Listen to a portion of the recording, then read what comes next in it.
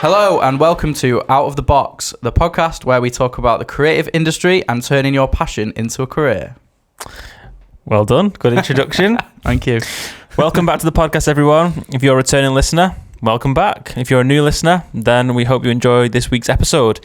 Something a bit different on today's episode, as earlier in the week, we put a Instagram story out to our followers to get them to ask us some questions about us, maybe some creative industries, our business, this podcast, anything. And we had loads of answers. We had loads of questions. So thank you for everyone who sent one in. We're the people that do the answers.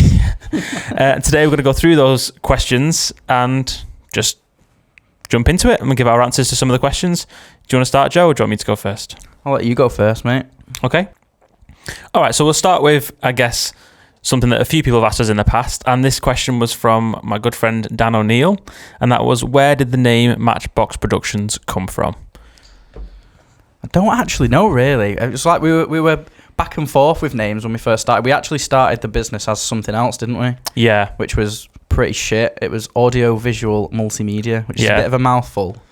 But because we were in a band called the AV Club, we sort of linked it with that, didn't we, at first? Yeah, and because the way we were working at first was through people with the band knew, that's where that came from. I think I know why we went down the route of the name, but I can't remember why we landed on the exact name. We wanted something that we could draw. Yeah, we wanted something visual, didn't we? Yeah, as in like something that you could see. So it was like juice carton, like something like that. It could have been anything. I'm pretty sure you suggested that. I said something along those lines. Juice box. There it goes. We maybe like the idea of the box. Yeah, maybe. But then Matchbox just had loads of connotations that we could work with visually, with the fire, the sort of thinking outside the box, whatever you want to go for. But in terms of like actually the name, just something visual. It didn't really have a meaning, does it? Really? Not really. No, there's no like edgy story behind it. It's just. Sounds cool. I wish that was more exciting, Dan. Sorry. Yeah. But thank you for your question. Thank you. So the next question is by Laura Shields. And it is, what made you want to start your own business opposed to working for a company? It's a good question. Thank you, Laura. Thank you, Laura.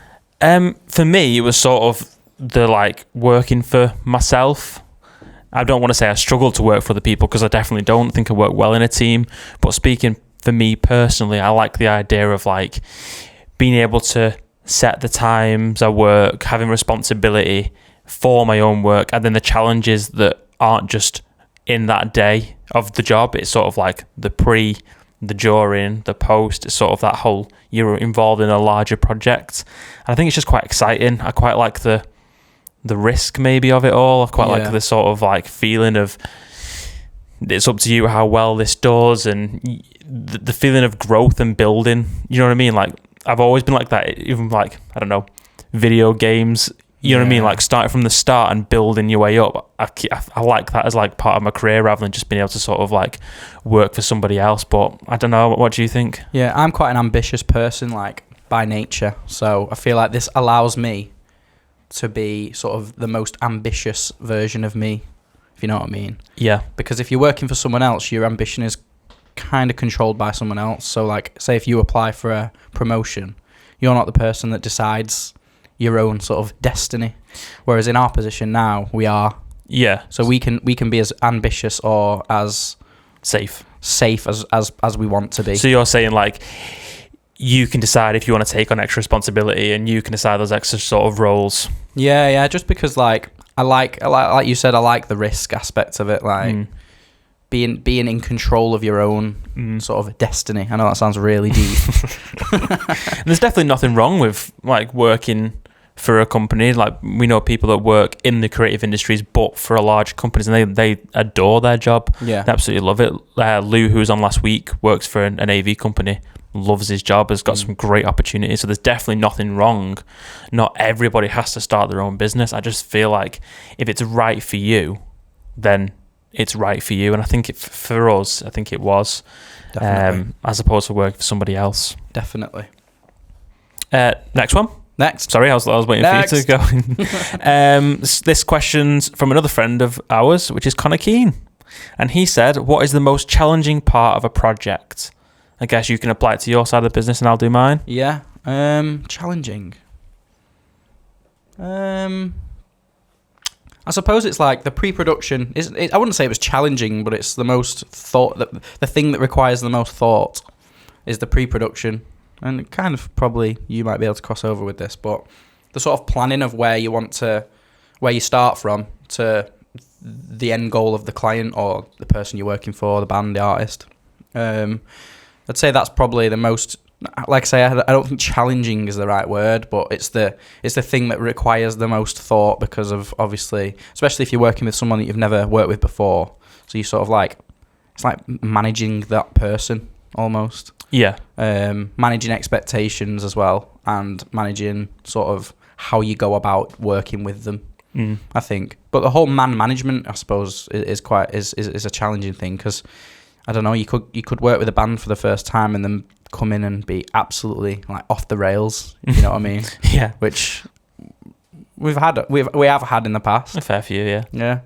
And it's just about how you sort of overcome and deal with that sort of situation, I suppose. Yeah, I'd probably say similar lines. I think the hardest part of a project is like the bookends. Yeah. Like the start of the project, getting it off the ground, and like you just said, then taking somebody's ideas. So if I put it into the respect of like a music video, you might have the song and the band have like 20 different ideas, sort of compiling those ideas and putting it into one cohesive project. I think it's quite a difficult task because sometimes ideas are a bit too, optimistic for maybe the budget, or maybe the ideas are a bit impractical, or maybe somebody's got this idea that's like, they've got everything around this idea, but when they give it to me, it's sort of like, you actually can't do that, or maybe it's in a place where you're not allowed to go, and sort of managing that and getting it to a point where you can start the project. I think that's quite difficult. And then the end as well, obviously sometimes you get in the edit and things didn't look quite as good as you thought they might, and sort of making your edits exciting and stuff. But the actual project itself, and when you're there filming and when you're working, normally that's one of the smoothest sailings. And sometimes you do hit hiccups during the project. Yeah. But if you're in a good team, you overcome them as part of the day. I've had other like challenges in terms of like computer errors. They're challenging, equipment errors, and sort of like overcoming that, and fast as well. So it's like on the spot. Obviously, like we had Lou on last week, and if something went wrong in his industry, then obviously that is live. So it's either goes right or it goes wrong. You know what I mean? I mean, we're lucky. We've got a bit more thinking time, but you still don't want a band to like waiting for you. You know, if your computer crashes or something. And sometimes when you sort of like running a lot on your computer, sometimes you'll get like CPU errors, and sometimes it'll start recording like little pops and stuff like that, which is obviously undesirable. Most projects, the majority that we've done, will probably have had one or two hiccups or challenges along the way. It wouldn't be a complete project if everything went completely smoothly, but it's just part of it. How you overcome it is the important thing. Yeah, definitely. Go on for us. Yeah, so the next question is from Joe Reed, and it is, what plans do you guys have going forward for Matchbox? That really should probably be at the end of this podcast, but we'll answer it anyway now. Okay. I mean, do you want to share our plans? Yeah. Why not? I think so. So we have some really good plans for this company, don't we? And I think really do. In the recent months, we've sort of discovered where we want to take this. The thing with this business is always being sort of off the cuff, sounds unprepared, but we've sort of rolled with the punches, haven't we? And sort of like, why don't we do this? That's a good idea. Let's do it. Why don't we open a studio? Sounds like a good idea. Let's do it. And for the last couple of years, we've settled, haven't we? And the last few months, we want to move studio. That's the biggest thing, isn't it? Yeah. And because we've thought of that idea, it sort of made us ask the question, how big do we want to go? Where do we see this business going? Do we move into a slightly bigger space so we have more room? Because the thing is with this business, we want to split audio and video to be able to work simultaneously. In this current studio, it's either audio, then we strike it down, it's photo, and then it's video, and then it's a podcast. This is the same space we record. So the space we want to move into will allow us to do everything simultaneously, or at least without having to strike it down and Yeah, put so it back up everything's every sort of up day. there, ready to go. Yeah. It just adds efficiency to your workflow, doesn't it, basically? Like, we've well and truly outgrown this space. Like, Yeah, which is good. It's definitely served its purpose and it's been great. But now it's got to a point where we feel like maybe we can't go as far as we want to, as our ambitions will take us. Yeah. That is the joys of working for yourself. Yeah. But that sort of made us ask the question, how ambitious are we? What do we see for this business? Do we just see moving into a new space and it being another studio that you can take photos and you can do a podcast in? And we saw one space, didn't we? And we've been and looked at it and we got quite far to actually moving in. Yeah, we would have been moving in like 3 weeks. 2 weeks, yeah. And then that fell through. And then we saw a new space that was like much bigger, probably a little bit out of our price range. And size, really. And It size. is too big for us, but it's made us ask the question, what if we had that space? And basically it's this studio space on top of itself with a warehouse space with multiple rooms. And basically we got home, didn't we? And we thought, well, if we did have that space, we could do rehearsal spaces. And there's a spare room that could be a vocal booth. There's also an extra room that could be an editing suite. Another room downstairs that could be a podcast studio. And then a big live room and a big control room. And basically, a long-winded way of saying what our plans was, I think we want to turn this business into more of a creative hub. definitely. That sort of encapsulates many different creative industries as opposed to being one day a studio, one day a photo studio. Sort of like, I don't think Warrington has that kind of space. Definitely not. No, and it's crying out for it as well. Like, it only took a poll on our Instagram that we just stuck up randomly, saying about rehearsal spaces in Warrington. And after market research that we did ourselves as well, there's not really much, or should I say there's not really much quality out there. Yeah. Especially. So we want bands to come in, like even like the other day we had a band come in and on a doing a Matchbox session, which is one of our live music videos, and they came into the studio and they were like, bloody hell, this is like the nicest studio we've ever been in. And we thought, like, that is exactly what we wanted when we started this studio, isn't it? Like a nice, comfortable for studio. someone to walk in and it be like a house, like the house, and comfortable, because the amount of times you walk into a dingy sort of practice room where the ceiling's caving in and the carpets stink of smoke, and it's grotty. Because even though this space is small, we said that from day one, didn't we, that we will make it as nice as we physically can. Yeah, like it is cozy. It's a cozy space, and it's you get a vibe. Yeah, I don't want to lose that. Yeah, moving into a bigger space. But the question we always asked ourselves as well is, like, do we offer too much? Like, are we not niche enough? Like, should we focus just on music videos? Should we focus just on live sessions? Maybe people would prefer us if we just did one thing really well instead of offering 10 things. But I think this has made me say, no, like you're right to want to do more, because if we were able to open this space, the space is like purpose built to be able to house all those things at like the best level it can. It's almost become our unique selling point, in the sense that it is like a one-stop shop.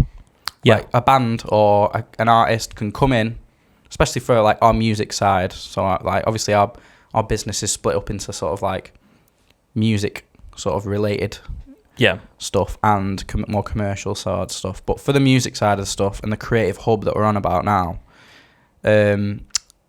we have created this one-stop shop where a band can come in and do a whole release. Yeah, with a whole campaign. Without having to shop about and work with about 10 different people. Yeah. I mean, some people might want to work with 10 different people, but obviously for a small sort of grassroots band, especially, sort of coming from Warrington, which is like the small town with not much in it, with a ever-growing music scene that's not as big as Manchester and Liverpool, especially, they can come here and do the whole shebang. Yeah.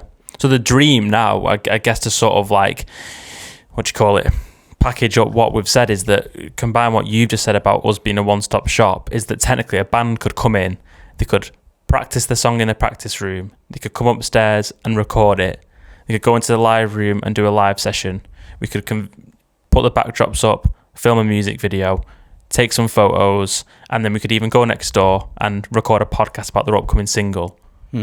All that's done within walking 10 meters to each one. Exactly. And then they put that out as a whole campaign. We've been there every step of the way to help, and then they can put that out.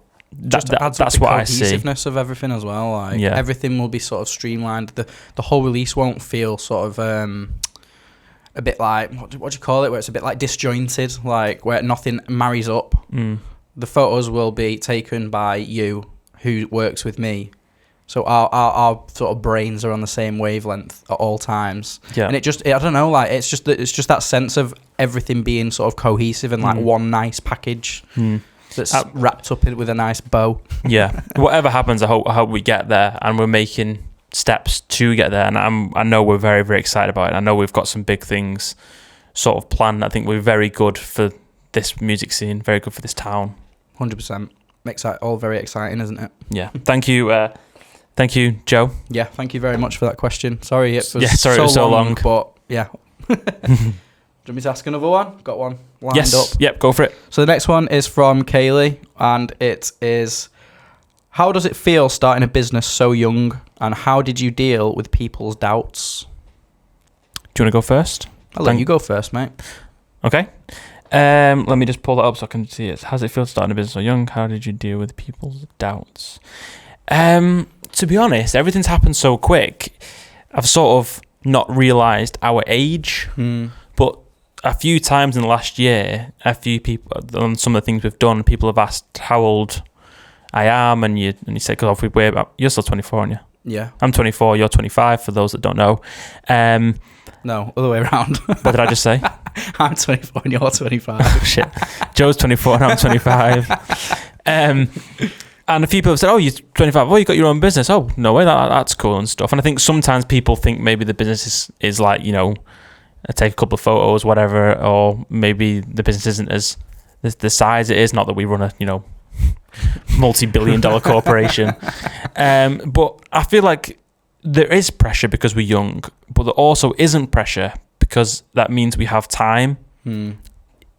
Over the last couple of few years, we've both been in situations where we're working a full-time job, making this business happen, earning less than we would be if we were doing this for somebody else because the business is growing. It's been difficult and we've probably had less time and earned less money. But I feel like, going back to what we were just saying before about the future of this business, I feel like this year could be the time that flips and we start to see start reaping the rewards. It's sort of the point where we're the most scared, I would say, of the risk that we're about to take. But we've done all this to be able to take this risk. And then I think that's where we'll start to see a large payoff in terms of maybe getting some of our time back for the amount of money we're making. Yeah, definitely. I've spoke to some sort of family friends and stuff that have been in the position that we have been in and opened their own business and stuff, gone for bank loans and all this, all of the business side of it and stuff. And I've just asked them are we doing the right thing? Just as a bit of advice, because obviously it is daunting, isn't it? We are shitting ourselves. We're not we're not gonna lie and come on the podcast and say we're dead confident. We're good. This and that.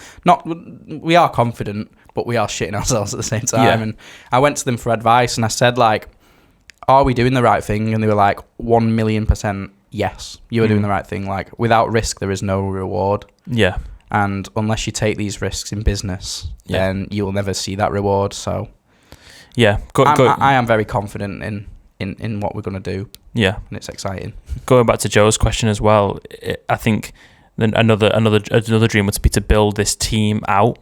Yeah. Not just as a creative hub in terms of the space, but to bring other people in that can work within the space and grow the team. That would be really great. I don't think we've had too many people doubt us, to be honest. No, I don't think so. We've doubted ourselves and each other on a healthy way to say are we making the right decisions and stuff, and every time we've taken the next step it has always been worth it. It's obviously good to sort of weigh up your risks. You can't just go head first without thinking. And family members of stuff have helped give both sides. That's a really good idea because it could give this and it could give that, and sometimes those bits where they say, but if you thought about this, it does make you go, right, okay.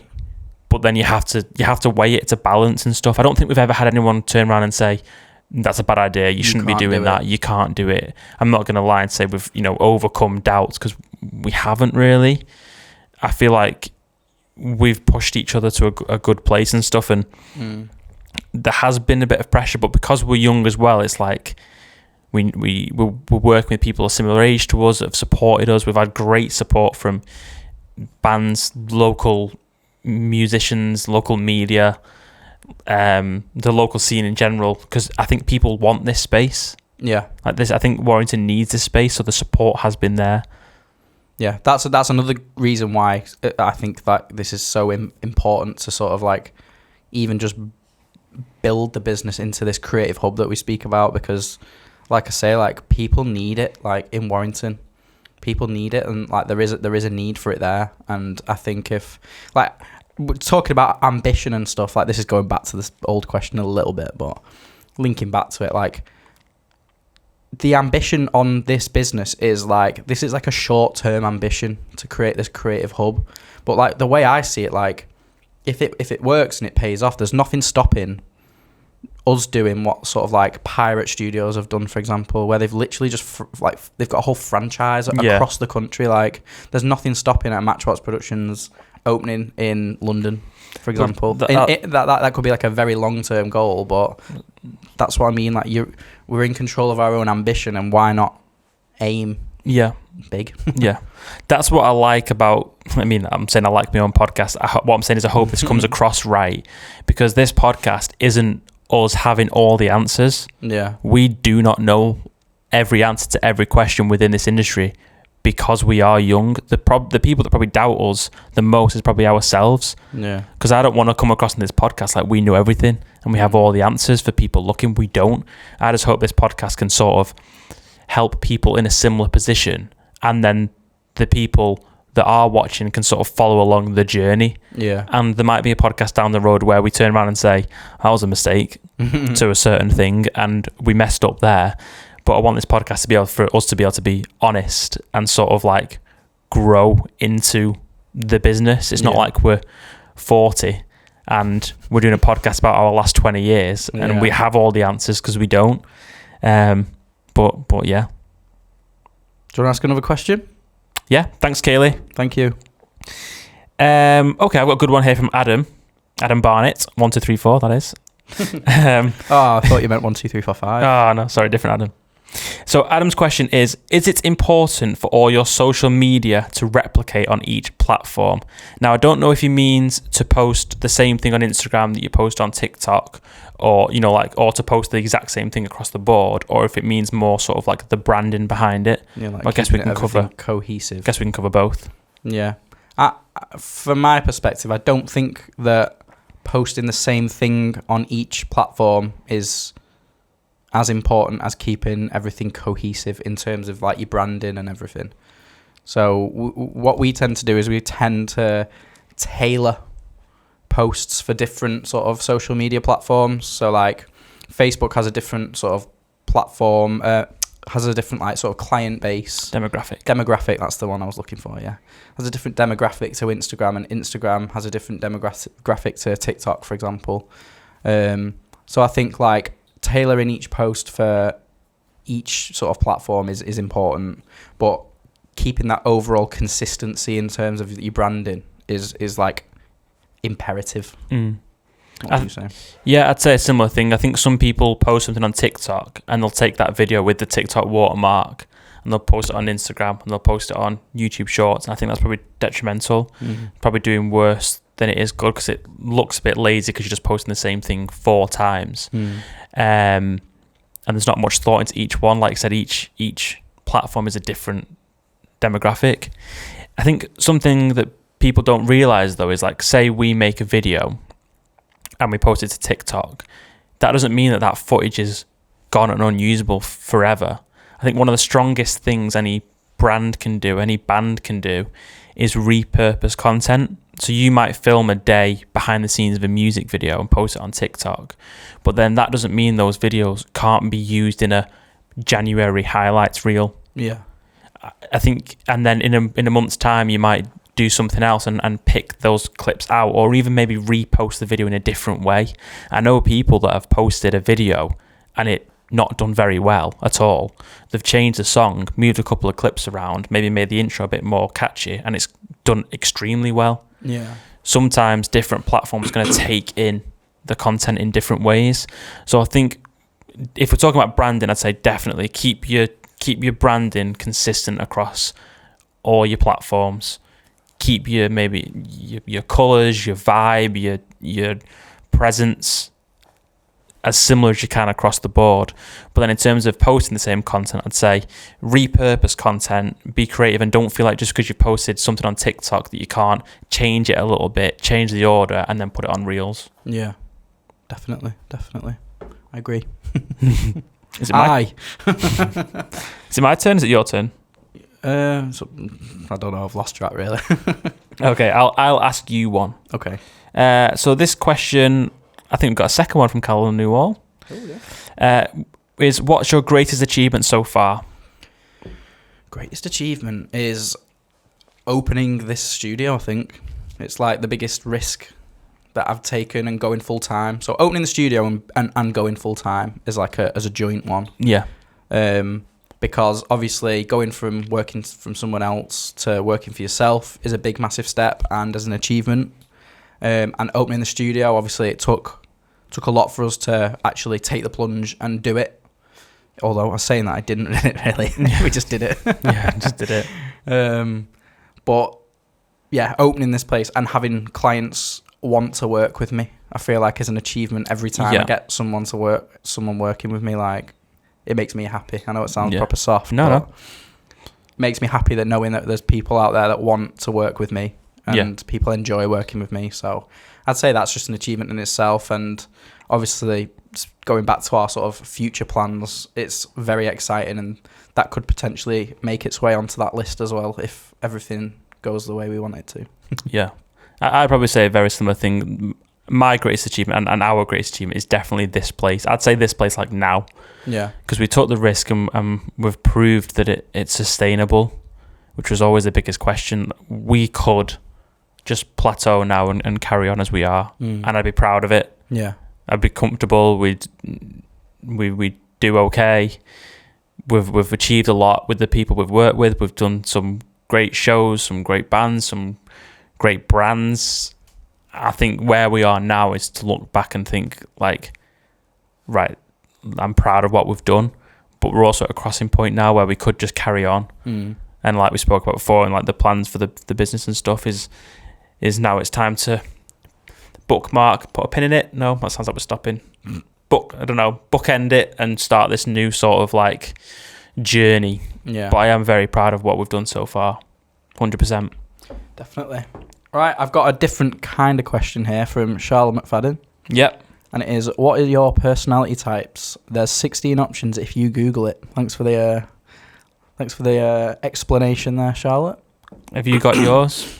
I think so. Like we Googled these before, didn't we? Yeah, we did a bit of because I've never really heard of these or didn't know what they were. But I have to admit, Charlotte, it does feel a bit like a horoscope. Yeah. It does feel like everyone fits into everyone. Yeah, there's traits of some that you'll take and leave some out, and same for other ones. But I'm gonna give a politician's answer and say that I am a mix of a couple. I think.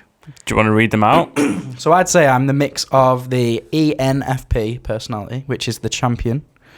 So extroverted, intuitive, feeling and perceiving personality. Kind of have an intuitive nature when it comes to themselves and others. Operate from their feelings, I'd say, does apply for me. I'd also say that I am the visionary. Just because of the sort of ambition that I was speaking about before, which is the ENTP. And I'd also say I'm the composer, which is the ISFP.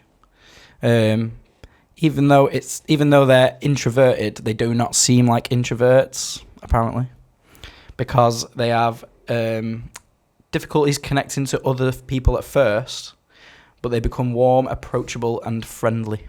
And I feel like kind of me. Like, obviously I have to be a bit more extroverted in my job because I'm meeting new people all the time, so I have no time to be cold with people. But I definitely think that I fit into that one as well. Bit of a spontaneous. A great friend to tag along, apparently. So yeah, what about Sounds you? good. I didn't read through too many because I ran out of time. The one I found probably that struck me the most was ENTP. What's that one? Extroverted, intuitive, thinking and perceiving. It's the visionary, that one. Standing up for what they believe in. They are unafraid of questioning the status quo and vicariously present. What does that say? I don't know. And voraciously present arguments to support their viewpoint. They are also curious and innovative, with an instinctive motivation to solve problems while challenging themselves as others. For all of these reasons, ENTPs become known as the debater, the visionary, and the advocate. They are a mix of skepticism and optimism while being open-minded about the possibilities that exist. ENTPs develop ideas and enthusiastically transmit those to others. Yeah. That seems okay. Yeah, that seems good. Seems good for you. I also seen one for you. What was it? Let me see. The commander, I'd say you'd fit into as well. Although dodging some elements of it, which is the ENTJ. Because obviously you are you like sort of having the sort of control. Yeah. Not in an arsehole way, but in a positive way. Okay. Good, you dodged a bullet there. Yeah. Should we move There's on? one called the NOB as well, which is for you. The knob. Thanks, Charles, for that. Thank you. So I've got a couple that are on my personal that I ran as well. Yeah. I've got a question here from Christian. Yep. And he said, if you started a new band today, what would you do to get your name out there? There's so many ways now, isn't there? Yeah. One thing I'd say, I mean, not that we have, a multi-platinum selling album, but is to be consistent with whatever you do. If you decide to go down the gig route and decide to just purely gig and meet new people that way and build an audience that way, I'd say gig consistently. Don't do one gig every 4 months. If you're going to go down the sort of social media route and post 3 TikToks a day and really lend yourself to that audience, be consistent, make a plan that you're not going to burn yourself out and you can keep it up. Do that consistently. I'd just say be consistent, because there's no point in doing a really good gig, posting TikToks for a month and then vanishing for 3, because you lose your sort of momentum. Yeah, I find it difficult to answer that question only because we're still figuring that out for ourselves in our own band. That's advice. That's advice to ourselves. Yeah. We need to be more consistent. Yeah. As a band ourselves in the AV club, we have a really good few months. Like, we watch our monthly listeners go up. We got those Spotify editorials. Did a really good gig. Put some music out. Our social media followings were going up, and then you do too much. Things come up and it takes a back seat. Yeah. And then we've not done anything for 3 months. Yeah. It's really hard. But yeah, I agree with that then. Consistency is key. Consistency is key. Yeah. I've got another couple on mine if you want me to read them out. Yeah, go on, right through them ones. So this question's from Warrington Music, which I believe may be Lee Harmon. And he said, has the Humble Music download been abandoned by grassroots artists? So what I think he means by that is, rather than bands asking people to pay for their song for £1 on iTunes, to download it straight from Spotify. Yeah. I don't think it's just grassroots music. I think it's just the music scene in general, and that's the way it's going, isn't it? With whether we like it or not, like streaming platforms, social media and TikTok and everything, it's sort of going that way, isn't it? So I don't think many people are sort of buying and downloading music digitally because of streaming. Yeah. I think there's been a bit of a resurgence in buying physical music in terms of like the whole sort of vinyl resurgence. I think if people put the music out on vinyl, then they'll buy it. But obviously grassroots music, not always very accessible for just get a vinyl printed. So I think social media and Spotify and streaming platforms is just the way of the world, and it's the way forward. Yeah, I mean, for us as like consumers, it would mean paying twice, wouldn't it? Which most people just simply don't want to do, as in, stream it on Spotify, we pay for our Spotify subscription or Apple Music subscription, and then go and pay £10 for the album, which you still listen to on your phone. Yeah. Sort of. Seems a bit backwards, doesn't it? I don't know anybody that still buys music. Do you remember the last song or album or anything you bought on iTunes? Yeah. Because the only reason I bought it was not to listen to it, it's just to support the band. Yeah. And it was to buy the Lottery Winners album. Yeah. And I bought it because they were trying to get the charts. Yeah. I've never listened to the album on iTunes. On a download. I bought the vinyl and I stream it on Spotify. But they were looking to get the charts, which was iTunes sales as well, so I bought the album on iTunes. Yeah. But in terms of like the last song I bought to listen to on iTunes, no. Not remember? Do you know what mine is? It's really cringy. Go on. Mine was Bodies by Robbie Williams. Well, that proves how long ago it was. I know. That was the last. That was the last song I bought to listen to on my iPod. But yeah, I don't know why I remember that. Do you want the last one from my end? Yeah. Yeah. So mine is from Jess Mead, and her question is: what informs your fee costs? How do you set fees / work out what they should be? I'm not too sure, to be honest. Like, I'm going to throw the question to you first. Okay. I mean, just going back to what I said before, this podcast isn't us with all the answers. This is just how we've done it. Yeah. People might disagree, whatever. And to be honest, pricing, I think, is something that I in particular have struggled with because it's very easy to say to someone, this is the price, and they say, but can you do it for this? And you're then torn between it's your business and X amount. Let's just say you say to someone, the music video is going to cost £500, and they say, I want to do it for $350. I've always struggled to say, okay, I'm sorry, but it's £500. Because then you turn around and think, but I'm also turning down £350. Yeah. What would I rather have, £350 in the bank or zero? Yeah. And that's the sort of thing that we've had to learn to overcome, because it's about how much you value yourself. Yeah. Seems a bit like, not pretentious, but it's like by putting a price on your services, it's almost as if you're sort of putting a price on your worth and your sort of like expertise. And sometimes if you price yourself too low, then you seem a bit like you could be shit. You seem not worthy, not worthy of the higher bracket of price. But then also, if you outprice yourself, then you outprice yourself. Yeah. I think the best way of doing it that we've done is doing market research, finding out what other people around in the area and other services, the people that offer the similar services to us in like Manchester and Liverpool and stuff, how much they sort of charge, and then sort of basing it off that, how many years experience they've got of that over us, and sort of working out a ballpark figure that sort of sounds right. It's difficult because I know that when we started, there was many times where we'd value something at X amount. Again, let's just use that mark of £500, and a band would say, or someone would say, oh, the budget's £100, and we'd go, all right then. Yeah. Because £100 in the business was £100, but let's just say that project took 6 hours. That could have been 6 hours finding the right people that would pay the price that you value yourself at. I think if you're starting out, it's important to sort of match your skill set with your price, which matches your portfolio, your experience, your gear.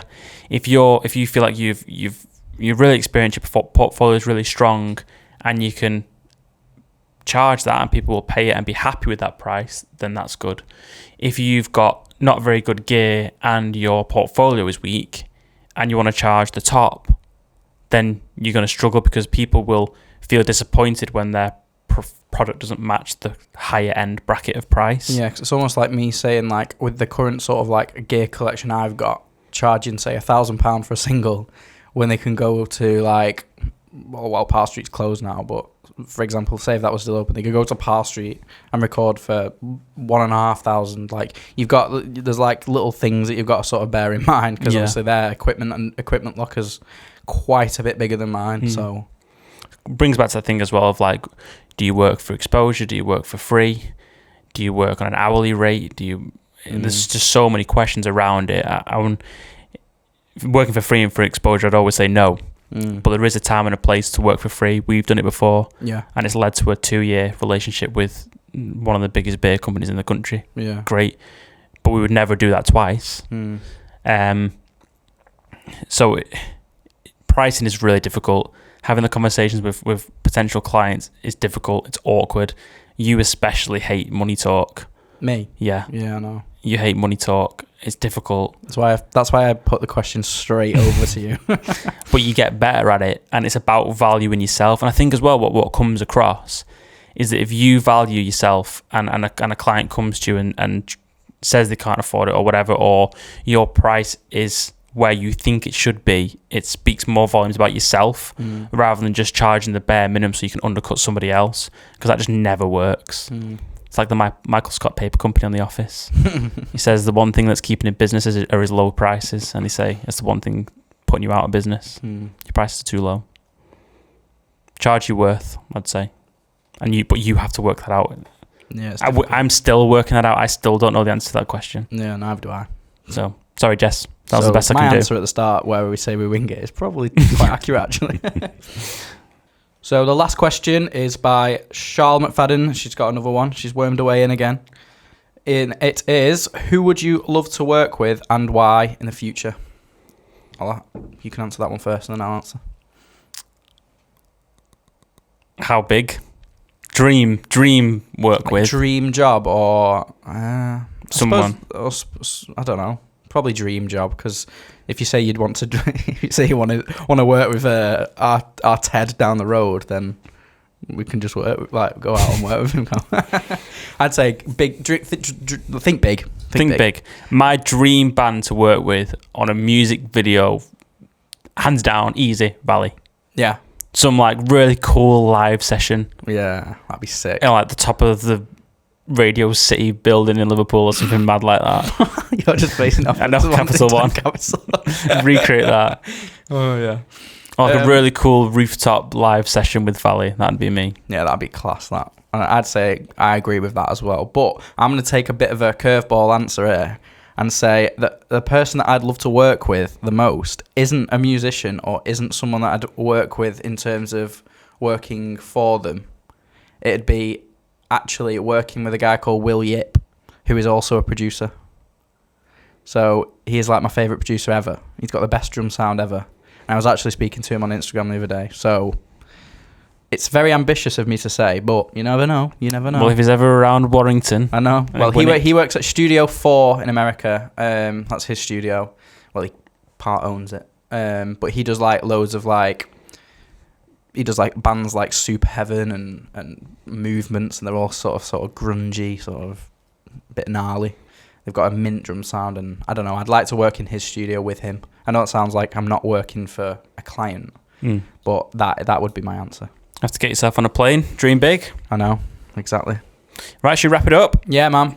Well, thank you as always for tuning in. I hope you've been enjoying these last few episodes and have enjoyed this episode.